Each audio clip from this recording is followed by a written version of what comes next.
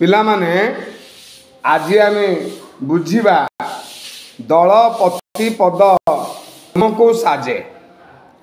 ଦଳପତି ପଦ ତୁମକୁ ସାଜେ। କବି ହେଲେ ଡକ୍ଟର ନଟବର ସାହୁ। ଏଠାରେ ଗୋଟିଏ ଭଲ ସୁନ୍ଦର ଗପଟିଏ ଅଛି। ଗପଟି ହେଲା ଥରେ ଦଳେ କପୋତ ଆକାଶରେ ଉଡ଼ି ଯାଉଥିଲେ। ହଠାତ୍ କପୋତ ମାନେ ଦେଖିଲେ ଜଙ୍ଗଲ ଭିତରେ ଖୁଦ କଣା ପଡ଼ିଛି। କ'ଣ ପଡ଼ିଛି? ଖୁଦ କଣା ପଡ଼ିଛି। ଖୁଦ କହିଲେ କ୍ଷୁଦ୍ର ଚାଉଳ, ଛୋଟ ଚାଉଳ ପଡ଼ିଛି। ଏହି ସମୟରେ କପୋତ ମାନଙ୍କୁ ଭୋକ ହେଉଥିଲା। ତେଣୁ ସେମାନେ ସମସ୍ତେ ଏହି ଖୁଦ ଆଶାରେ ତଳକୁ ଆସିବା ପାଇଁ ଚିନ୍ତା କଲେ।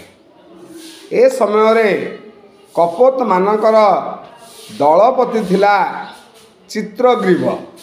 କିଏ ଥିଲା? ଚିତ୍ରଗ୍ରୀବ ତାଙ୍କର ଦଳପତି ଥିଲା। ଦଳପତି ଏ କପୋତ ମାନଙ୍କୁ ଜଙ୍ଗଲ ଭିତରକୁ ନ ଯିବା ପାଇଁ ମନା କଲେ। ଦଳପତି କହିଲେ କି ଯେ ଏଇଟା ତ ଗୋଟେ ନିର୍ଜନ ଜଙ୍ଗଲ, ନିର୍ଜନ ଜଙ୍ଗଲରେ ଖୁଦ ଆସିବ କେଉଁଠୁ? ତେଣୁ ଆମେ କେହି ଖୁଦ ଆଶାରେ ତଳକୁ ଯିବା ନାହିଁ। ଏହା ନିଶ୍ଚିତ ଭାବରେ କୌଣସି ଶିକାରୀ ଆମକୁ ଧରି ନେବା ପାଇଁ ଜାଲ ବିଛାଇଥିବ। ଦଳପତିଙ୍କର କଥା ଅନ୍ୟ କପୋତମାନେ ଶୁଣିଲେ ନାହିଁ। କହିଲେ ତୁମେ ବୁଢ଼ା ଲୋକ, ତୁମର ଭୋକ ହେଉନି, ତୁମର ଖାଇବାର ଇଚ୍ଛା ନାହିଁ, ଆମକୁ ଭୋକ ହେଉଛି, ଆମେ ନିଶ୍ଚିତ ଭାବରେ ଖାଇବାକୁ ଯିବୁ କହିକି ସେମାନେ ତଳକୁ ସମସ୍ତେ ପଳାଇ ଆସିଲେ। ତାଙ୍କ ସାଙ୍ଗରେ ବି ଦଳପତି ଚିତ୍ରଗ୍ରୀବ ବାଧ୍ୟ ହୋଇକି ଆସିଲା। ମାତ୍ର ଚିତ୍ରଗ୍ରୀବ ଯାହା ଭାବୁଥିଲା ତାହା ହିଁ ହେଲା। ଅର୍ଥାତ୍ ଗୋଟେ ବ୍ୟାଧ ବା ଶିକାରୀ କପୋତମାନଙ୍କୁ ଧରିବା ଆଶାରେ ସେଇ ଜଙ୍ଗଲ ଭିତରେ ଜାଲଟିଏ ବିଛାଇଥିଲା ଏବଂ ଜାଲର ତଳେ ଖୁଦ ଗୁଡ଼ିକୁ ପକାଇଥିଲା। ଯେତେବେଳେ କପୋତମାନେ ଖୁଦ ଖାଇଛନ୍ତି ସେମାନେ ସମସ୍ତେ ଜାଲରେ ବାନ୍ଧି ହୋଇଗଲେ, ଆଉ କେହି ଉଠି ପାରିଲେ ନାହିଁ। ତ ଏହି ସମୟରେ ଚିତ୍ରଗ୍ରୀବ କହିଲା, ଦେଖିଲ ମୁଁ ତୁମକୁ କ'ଣ କହୁଥିଲି? ମୁଁ ତୁମକୁ ଯାହା କହୁଥିଲି ତାହା ହିଁ ହେଲା। ଏବଂ ବଡ଼ମାନଙ୍କର କଥା ନ ମାନିଲେ ଏହିଭଳି ବିପଦରେ ସାନମାନେ ପଡ଼ନ୍ତି। ଏହା ଶୁଣି ଅନ୍ୟ କପୋତମାନେ ମୁଣ୍ଡ ତଳକୁ କଲେ। ତାପରେ ଚିତ୍ରଗ୍ରୀବ ଚିନ୍ତା କଲା, ସେ ହେଉଛି ଦଳପତି, ବିପଦ ସମୟରେ ଅଧୀର ହେବା ଉଚିତ ନୁହେଁ। ତେଣୁ ଚିତ୍ରଗ୍ରୀବ ସାଙ୍ଗେ ସାଙ୍ଗେ ତାର ସେଇ କପୋତମାନଙ୍କୁ କହିଲା ଯେ ଧୈର୍ଯ୍ୟହରା ହୁଅ ନାହିଁ, ବିପଦରେ ଭାଙ୍ଗି ପଡ଼ ନାହିଁ। ବର୍ତ୍ତମାନ ମୁଁ ଯାହା କହିବି ତୁମେ ତାହା ଅବଶ୍ୟ କରିବ। କହି ଏକା ସ୍ୱରରେ କହିଲା, ଚାଲ ଉଡ଼ିବା। ଉଡ଼ିବା କଥା ଯେମିତି କହିଛି ସମସ୍ତ ପକ୍ଷୀ ଏକା ସଙ୍ଗରେ ସେ ଜାଲ ସହିତ ଉପରକୁ ଉଡ଼ିଗଲେ। ତ ଉପରକୁ ଉଡ଼ିଯିବା ପରେ ଚିତ୍ରଗ୍ରୀବ ଚିନ୍ତା କଲା କ'ଣ କରିବ, ଜାଲରୁ କେମିତି ମୁକୁଳିବେ। ଭାବୁ ଭାବୁ ତାକୁ ଗୋଟିଏ ଉପାୟ ଦେଖାଗଲା। ଉପାୟଟା କ'ଣ ନା, ଚିତ୍ରଗ୍ରୀବ ଥିଲା କପୋତମାନଙ୍କର ରାଜା। କ'ଣ? ବା ଦଳପତି। ସେମିତି ମୂଷାମାନଙ୍କର ଗୋଟେ ରାଜା ଥିଲା, ତା ନାଁ ହେଉଛି ହିରଣ୍ୟକ। କ'ଣ? ଆଉ ଥରେ, ସେ କିଏ? ମୂଷାମାନଙ୍କର ରାଜା। ତେଣୁ ଚିତ୍ରଗ୍ରୀବ ଚିନ୍ତା କଲା ଯେ ତାର ବନ୍ଧୁ ଏହି ହିରଣ୍ୟକ ପାଖକୁ ସମସ୍ତେ ଯିବେ। ହିରଣ୍ୟକ ବା ମୂଷିକ ରାଜ ତାର ମୁନିଆ ଦାନ୍ତରେ ତାଙ୍କ ଜାଲକୁ କାଟିଦେବ ଫଳରେ ସମସ୍ତ କପୋତ କପୋତୀ ମୁକୁଳି ଯିବେ। ଏହା ଭାବି ଚିତ୍ରଗ୍ରୀବ ହିରଣ୍ୟକ ପାଖରେ ପହଞ୍ଚିଛି ଏବଂ ହିରଣ୍ୟକ କିପରି ଜାଲରୁ ସମସ୍ତଙ୍କୁ ମୁକୁଳାଇଲା ସେହି ବିଷୟରେ ଆମେ এই ଗୀତଟି ପଢ଼ିବା। ଗୀତଟିର ନାଁ ହେଲା ଦଳପତି ପଦ ତୁମକୁ ସାଜେ। ବାର ବାର ହୋଇ ଶୁଭୁଛି ଡାକ, ହିରଣ୍ୟକ ହିରଣ୍ୟକ ମୂଷିକ ରାଜା ହେ ବନ୍ଧୁ ମୋର, ବେଗେ ଆସି ଆମ ଜୀବନ ରଖ। ତ ମୁଁ ହେଲା କହୁଥିଲି ଚିତ୍ରଗ୍ରୀବ ସମସ୍ତ କପୋତମାନଙ୍କୁ ନେଇ ହିରଣ୍ୟକ ମୂଷା ରାଜା ପାଖରେ ପହଞ୍ଚି ଯାଇଛି। ମୂଷା ରାଜା ତାଙ୍କର ଘର ଭିତରେ ତ ନିଶ୍ଚିତ ଥିବେ। ଏ ସମୟରେ ସେ ଯାଇ କବାଟକୁ ଠକ୍ ଠକ୍ କରିଛି।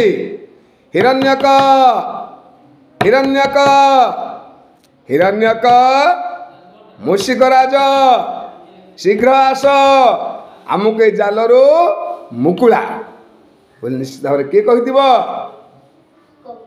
କପୋତ ରାଜା ଚିତ୍ରଗ୍ରୀବ କହିଲା। କ'ଣ କହିଲା? ହେ ମୂଷିକ ରାଜ ହିରଣ୍ୟକ, ଆମକୁ ଏଇ ବିପଦରୁ ରକ୍ଷା କର।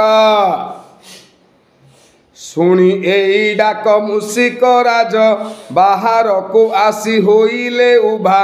ଦଳ ବଳ ସହ କପୋତ ରାଜ, ଦଶା ଦେଖି ସେ ତ ହୋଇଲେ କାବା। କାବା ଅର୍ଥ ଆଶ୍ଚର୍ଯ୍ୟ। ହଠାତ୍ ହିରଣ୍ୟକ ତାଙ୍କର ବନ୍ଧୁ ଚିତ୍ରଗ୍ରୀବଙ୍କୁ ଦେଖିବା ସହିତ ଯେତେବେଳେ ସମସ୍ତ କପୋତୀମାନଙ୍କୁ ଦେଖିଲା, ଇଏ ହଠାତ୍ ଆଶ୍ଚର୍ଯ୍ୟ ହୋଇଗଲା ଯେ ମୋର ବନ୍ଧୁ ସହିତ ଏମାନେ ସମସ୍ତେ ଗୋଟେ ଜାଲରେ ପଡ଼ିକି କ'ଣ ଆସିଛନ୍ତି। ଏହା ଦେଖିକି କ'ଣ ହେଇଗଲା? କିଏ ଆଶ୍ଚର୍ଯ୍ୟ ହେଲା? ମୂଷିକ ରାଜା କିଏ ସେ? କପୋତ ରାଜନ କହିଲେ ସଖା, ଯାଇଥିଲୁ ବନ ପଥରେ ଉଡ଼ି। ପଡ଼ିଗଲୁ ଆମେ ବଣୁଆ ଜାଲେ, ଖୁଦ କଣିକାର ଲୋଭରେ ପଡ଼ି। ତାହେଲେ ଯେତେବେଳେ ହିରଣ୍ୟକ ଆଶ୍ଚର୍ଯ୍ୟ ହୋଇ ପଚାରିଲେ, ବନ୍ଧୁ ଏ କ'ଣ ମୁଁ ଦେଖୁଛି, ତୁମର ଏ ଦଶା କିପରି ହେଲା? ତ କପୋତ ରାଜ ବୁଝାଇ କହିଲେ, ବନ୍ଧୁ ହିରଣ୍ୟକ, ଆମେ ଖୁଦ ଆଶାରେ ଖାଦ୍ୟ ଆଶାରେ ଯେତେବେଳେ ଜଙ୍ଗଲ ଭିତରକୁ ଗଲୁ, ସେତେବେଳେ ଗୋଟେ ବାଣୁଆ, ଗୋଟେ ବ୍ୟାଧ ବା ଗୋଟେ ଶିକାରୀ ଜାଲ ବିଛାଇଥିଲା। ସେ ଜାଲ ଭିତରେ ଆମେ ପଡ଼ିଗଲୁ, ସେଥିପାଇଁ ଆଜି ଆମର ଏ ଦଶା ବୋଲି କିଏ ବୁଝାଇଲେ? କପୋତ ରାଜା। ସେ କିଏ ସେ? କପୋତ ରାଜା କିଏ ସେ? ଚିତ୍ରଗ୍ରୀବ। କିଏ ସେ? ଏହା ତାଙ୍କର ବନ୍ଧୁ ମୂଷିକ ରାଜ ହିରଣ୍ୟକକୁ ବୁଝାଇଲେ। ପୁଣି କହିଲେ, ନଥିଲା ଉପାୟ ଆମର ଆଉ, ପରାଣ ବିକଳେ ସରବେ ମିଳି। ଜାଲ ସହିତରେ ଆସିଛୁ ଉଡ଼ି, ମରଣର ଭୟ ଦେବାକୁ ଟାଳି। କ'ଣ କହିଲେ? ଯେ ହେ ବନ୍ଧୁ, ଆମେ ଆଉ କିଛି ଉପାୟ ପାଇଲୁ ନାହିଁ, ଆମକୁ ଉପାୟ କିଛି ଦେଖାଗଲା ନାହିଁ। ତେଣୁ ଆମେ ସମସ୍ତେ ଏକାଠି ହୋଇ ଏ ଜାଲ ସହିତ ଉଡ଼ି ଆସିଛୁ ନିଜର ପ୍ରାଣକୁ ରକ୍ଷା କରିବା ପାଇଁ। ହେଲେ ଆମେ କ'ଣ କରିବୁ? ଆମେ ତ ଏ ଜାଲରୁ ବାହାରି ପାରୁନାହୁଁ। ତେଣୁ ଆପଣ ଆମକୁ ନିଶ୍ଚିତ ଭାବରେ ଏ ବିପଦ ସମୟରେ ସାହାଯ୍ୟ କରିବେ। ମୋର ଅନୁଗତ କପୋତ ଦଳେ, ତୁମେ ତ ପାରିବ ମୁକ୍ତ କରି। ମୂଷିକ ରାଜ ମୋ ବାଲ୍ୟ ସଖା, ଆମଠି କରୁଣା ବର୍ଷା କରି। କ'ଣ କହିଲେ? ଯେ ହେ ମୂଷିକ ରାଜ, ଏମାନେ ହେଉଛନ୍ତି ମୋର ଆଶ୍ରିତ, ଅନୁଗତ, ମୋ ଦଳ। ଏଇ ଦଳର ମୁଁ ହେଉଛି ଦଳପତି। तेणु तुम्हें मोर बंधु हिसाब रे मोर ये अनुगत मानको शीघ्र ये बंधन रो मुकुलाई दिया। हे मूषिक राज तुम्हें तो मोर पिला बेलर बंधु। सखा अर्थ कौन? बंधु। तुम्हें मोर बाल्य सखा माने पिला दिनर बंधु एवं तुम्हें तुमर मुनिया दांतरे ए जाल को शीघ्र काटी दियो एवं समस्त कपोत कपोती मानको मुकुलाई दियो बोली कपोत राज चित्रग्रीव तांकर बंधु हिरण्यक को एक कथा कहिले। तापरे मूषिक राज पुणी कौन कहिले ना कहिले एहा शुणी सारी हिरण्यक बंधु निकट को गले से धाई जाल काटी निज मित्रंकु आग बंधु को मुक्ति करिबा पाई। ताहाले कौन हैला ना हिरण्यक बंधु चित्रग्रीवंकर एभली विकल शुणी से प्रथमे कौन कले ना प्रथमे बंधु को पाखकू गले। का पाखकू गले? कौन करिया पाई? तांकु मुकुलेबा पाई बा तांको जाल को काटिबा पाई। मित अर्थ एला कहितली बंधु सखा अर्थ मध्य बंधु तांकर मित्रंक पाखकू से आग गले काहेकि तांको तांको बंधु को ये बंधन रो मुक्त करिवे मुकुलाइबे बोली तांको निकट को से गले। एहा देखि तहु कपोत राज मित्रंकु कहिले विनीत होई परजांकु आग मुक्त कर मोफास काटिब शेषरे भाई। यह देखिकरी कपोत राज चित्रग्रीव कौन कहिले हे बंधु हे हिरण्यक हे मूषिक राज तुम्हें सेई भूल करना। को भूल? प्रथमे मुक्ति देवाको चेष्टा करना। कारण मुई दलर होउची दलपति बा राजा। राजांकर प्रधान कर्तव्य है प्रजा मानको रक्षा करिबा प्रजा मानको रक्षा करिबा प्रजा मानको विपद रे पकाइबा नुहे बरं विपदरो मुकुलाइबा हैला राजार दलपतिर प्रधान कार्य। तेणु प्रथमे आपण कौन करंतु ना मोते न मुकुलाई प्रथमे मोर दलर समस्त कपोत कपोती मानकु ए जालरू मुक्ति दियो मुकुला। अर्थात चित्रग्रीव विनीत भावरे नम्र भावरे से आगु हिरण्यकु कहिले। हिरण्य कहसी कहिले सखा अळप सकती क्षीण मो देह सबु कपोतर काटिबी फास किपरि पारिबी तुमे जे कुह।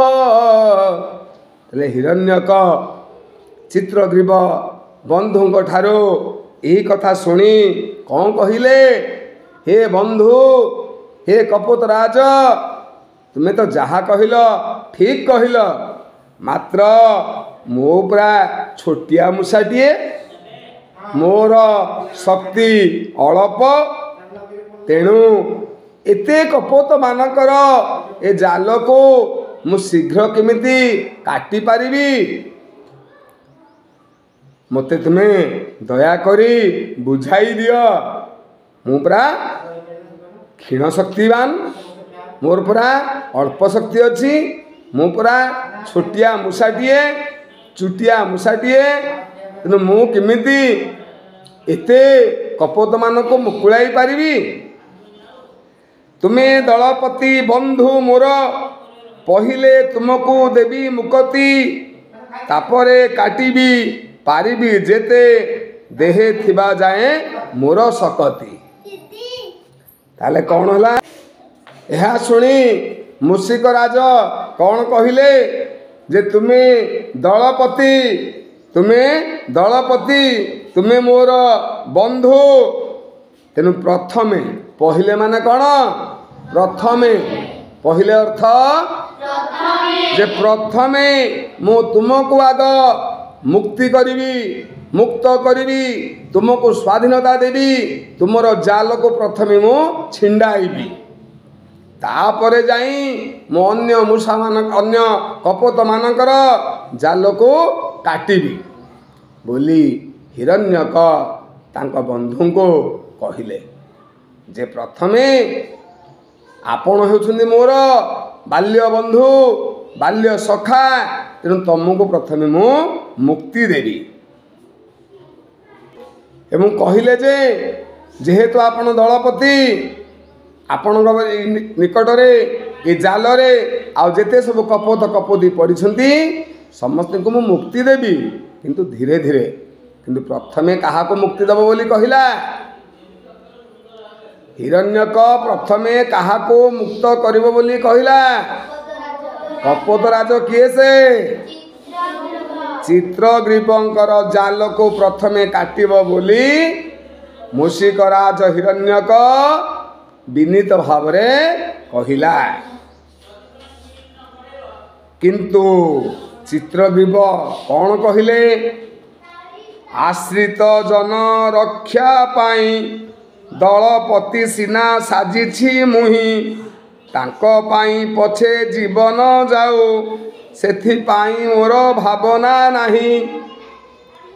ये दलपति हिसाब रे हिरण्यक को पुणी कहिले हिरण्यक मु होची दलपति मु होची दलर राजा एमाने मोर अनुगत आश्रित महिला कहूली जे राजांकर प्रधान कर्तव्य कौन ना निज प्रजा मानक भल शासन देवे प्रजा मानक धर्म रे पालन करिवे प्रजा मानकर विपद को खंडन करिवे ताहाले जाई से हब शासक ताहाले जाई से हब दलपति बा से हब राजा तेणु मु राजा होइथिबारु राजधर्म स्वरूप मु एई दलर समस्त कपोत मानक पाई आज दलपति होइछि तेणु ए प्रजांक पाई मु दलपति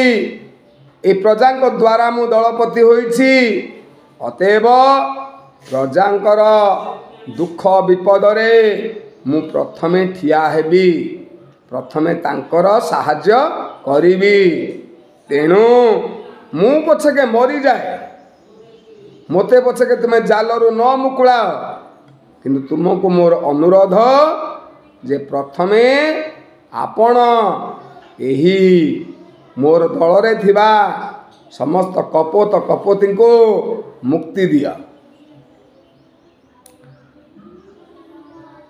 कपोत राजन वचन शुणी हिरण्यक हसी कहिले तेबे आदरस तुम धन्य सखा दलपति पद तुमको साजे। यह शुणी हिरण्यक टिके मूर्खी हसा देले स्मित हास्य देले हसी देले कहिले धन्य धन्य धन्य तुम्हें चित्रग्रीव तुमर ये जो महत पणिया तुमर ये जो बड़ पणिया आज तुम्हें देखाइल जे आश्रित जन को आश्रा देवा रक्षा करिबा गोटे दलपतिर प्रधान कार्य अतएव तुमर ए आचरण जुग जुग पाई समस्ते मने रखिबे समस्त राजा माने दलपति माने तुमर ए कार्य को मने रखी तांकर शासन ठीक से तुलाइबे। तेणु हे बंधु तुम्हें धन्य एवं सेथिपाई तो तुमको ये दलपति पद ठीक मानुछि ठीक साजुछि। आउ थे शुणा कपोत राजन बचन शुणी हिरण्यक हसी कहिले तेजे आदर तुम धन्य सखा दलपति पद तुमको साजे। तेणु आदर्श पद्य होची आदर्श गद्य होची आदर्श कौन पद्य आदर्श गद्य होची आदर्श। तेणु तुमर ई कर्म आचरण धर्म गोटे आदर्श व्यक्तिर आदर्श गुण तुम पाखरे भरी रही। सेथिपाई तुमको ये जो कपोत कपोती माने दलपति रूपे निर्वाचन करिसंती दलपति रूपे मनाइछंती। ये दलपति पद तुमको बेस मानुछि बेस साजुछि। सुंदर गीत पिला माने ये गीत रो आमे समस्ते जानिले जे खाली राजा होइगले दलपति होइगले हब नाही।